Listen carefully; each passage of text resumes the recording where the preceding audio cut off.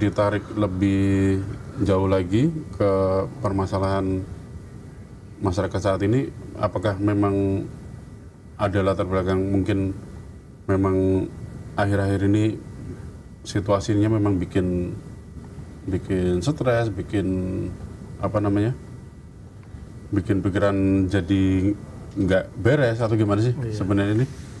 Kan banyak nih kejadian-kejadian yang aneh-aneh nih. Kayak kemarin belum lama di Depok ditanya identitas saja malah ngeluarin apa namanya, pistol, nunjukin pistol ya.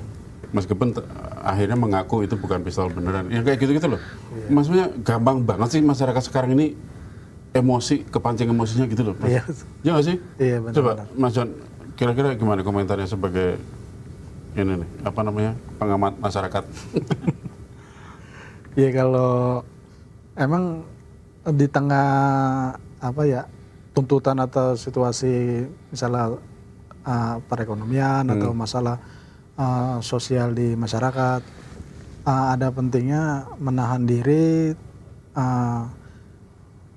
diri supaya tidak arogan, tidak apa namanya, melakukan kekerasan atau melakukan yang tidak seharusnya mereka lakukan. Bisa menahan diri, padahal masalahnya atau misalnya kejadian di jalan itu sederhana atau simple gitu. Jadi lebih baik menahan diri, ya istighfar lah gitu. Istighfar ya. Sabar ya. Ya kalau misalnya contoh lah, misalnya lagi kita naik motor tiba-tiba diklakson atau disalip kan, kadang kita ngedumel atau gimana gitu ya. Sebaiknya kita menahan diri atau tidak emosi, karena dari situ kan bisa misalnya kita emosi, apalagi yang lawan juga emosi, akhirnya kan jadi bentrokan atau benturan. Itu kan penyesalan di kemudian hari jadinya. Penyesalannya di belakang pasti ya? Iya, penyesalan di belakang itu. Padahal itu kejadian paling 1-2 detik ya, ngeludah. Iya. Dan dia waktu itu mungkin habis ngeludah merasa bangga, merasa puas, aku udah bisa ngasih pelajaran buat Tapi ada nggak sih yang kayak gitu terus yang muncul bukan rasa bangga, rasa puas, tapi begitu udah ludah, habis itu nyesel langsung gitu? Ya mungkin ada Mas, karena dia terbawa emosi terus habis itu kenapa aku seperti itu gitu ya mungkin. Iya. Apa namanya? Tapi kalau pandangan Mas John tadi yang soal kondisi masyarakat tadi, menurut Pak Sunu gimana? Memang kalau saya lihat sih banyak masyarakat yang sekarang gampang marah ya, gampang marah. Sumbu pendek ya bahasanya tuh sumbu pendek. Dipancing dikit langsung singgol bacok. Gitu ya. Karena mungkin juga di rumah juga banyak masalah. Ya, seperti Pak Jun juga ekonomi juga lagi kurang bagus di rumahnya, di keluarganya. Jadi terbawa di jalan pun atau di mana tempat ada masalah dikit juga langsung emosi naik dan udah gelap mata gitu Mas, langsung marah-marah dan habis itu baru menyesal kok tadi seperti itu ya saya. Iya.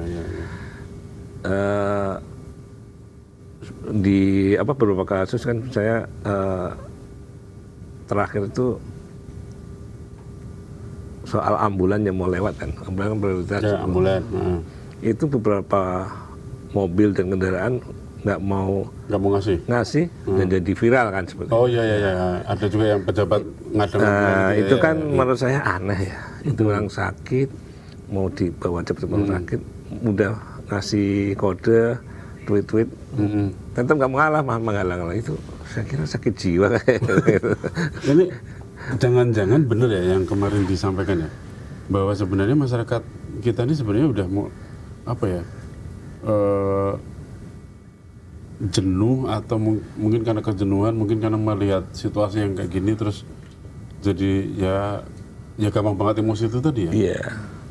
Itu kalau boleh minta saran dari Om John sama Pak Sono nih,